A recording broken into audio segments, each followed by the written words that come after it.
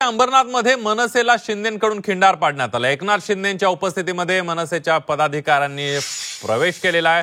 उद्धव ठाकरे आणि शरद पवारांच्या पक्षातील नेत्यांनीही शिवसेनेमध्ये प्रवेश केलेला आहे। एकनाथ शिंदेंनी अंबरनाथमध्ये मनसेला खिंडार पाडले। मनसेचे शहराध्यक्ष कुणाल भोईर, जिल्हा संघटक संदीप लकडे, शहर संघटक स्वप्नील बागुल आणि माजी नगरसेविका अपर्णा भोई यांनी शिवसेनेत प्रवेश केलाय। एकनाथ शिंदेंच्या उपस्थितीमध्ये मनसैनिकांनी शिवसेनेमध्ये प्रवेश केलाय, तर अंबरनाथ, कल्याण, डोंबिवली, टिटवाळामधील उद्धव ठाकरेंच्या शिवसेनेचे आणि शरद पवारांच्या पक्षातील कार्यकर्त्यांनी शिवसेनेमध्ये प्रवेश केलाय आणि प्रवेशामुळे शिवसेनेची ताकद अंबरनाथ आणि कल्याण डोंबिवली महानगरपालिका क्षेत्रामध्ये आणखीनच वाढणार असल्याचं श्रीकांत शिंदेंनी म्हटलं।